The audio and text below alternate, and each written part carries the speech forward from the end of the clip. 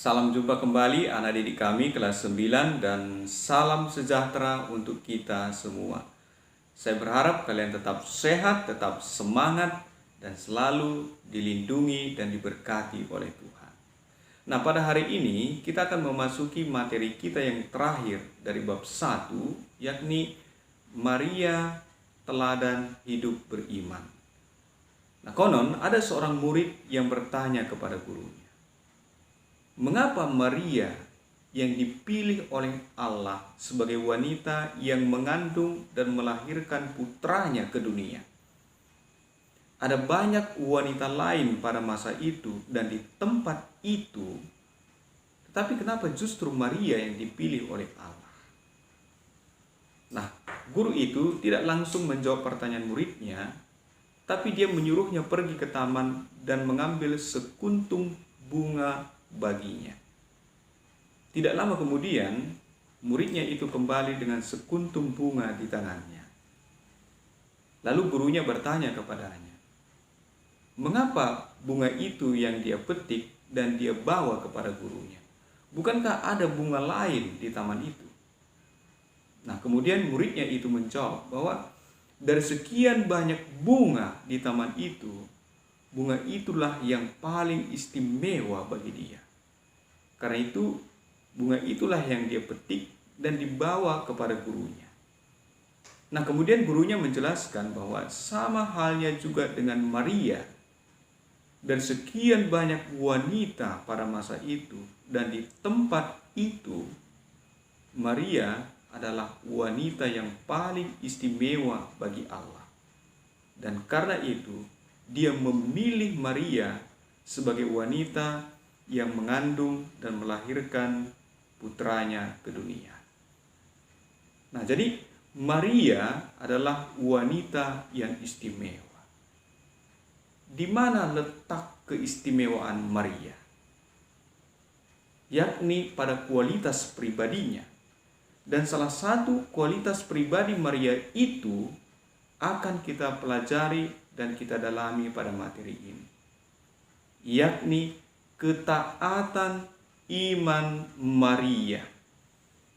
Ketaatan iman Maria ini bisa kita temukan dalam bacaan kita pada materi ini, yakni dalam Lukas 1 ayat 26 sampai 38. Di mana pada bagian akhir dari perikop itu dikatakan bahwa Maria berkata, terjadilah kepadaku menurut perkataanmu itu.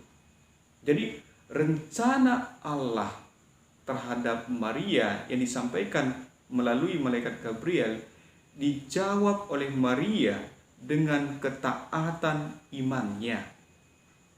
Dia berkata bahwa terjadilah kepadaku menurut perkataanmu itu.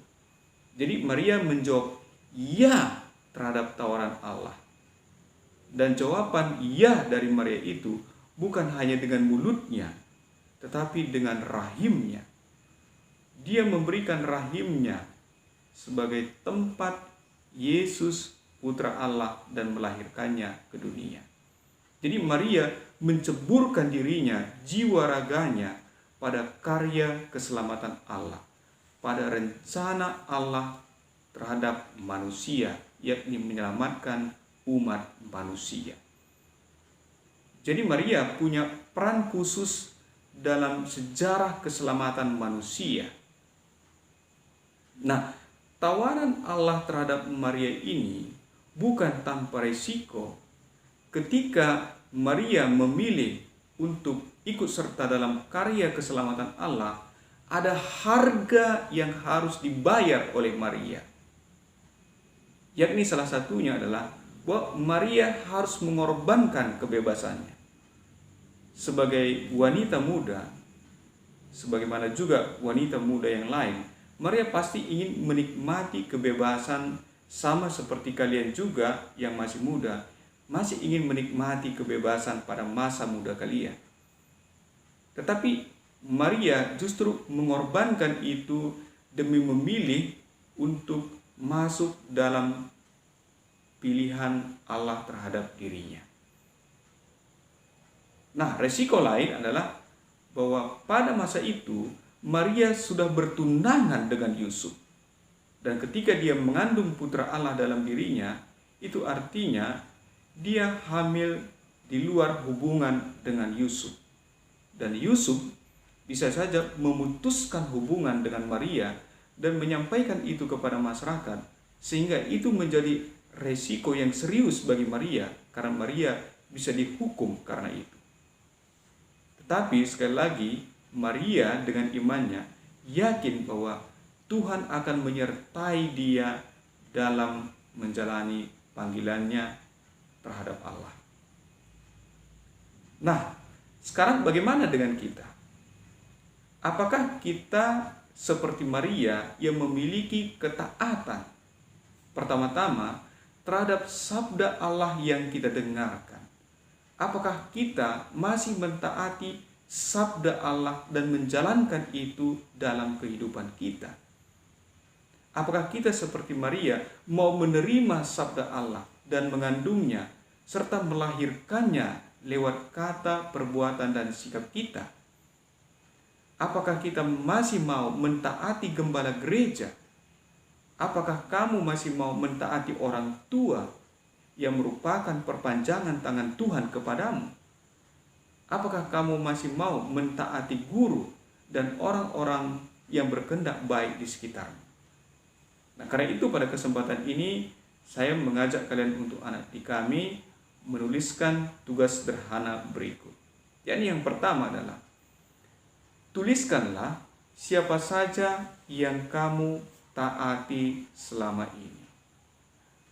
Kedua, apa bentuk ketaatanmu terhadap mereka? Yang ketiga, apa alasannya mengapa kamu mentaati mereka? Yang keempat, apa konsekuensinya bagi dirimu kalau kamu tidak mentaati mereka? Selamat mengerjakan untuk anak didik kami.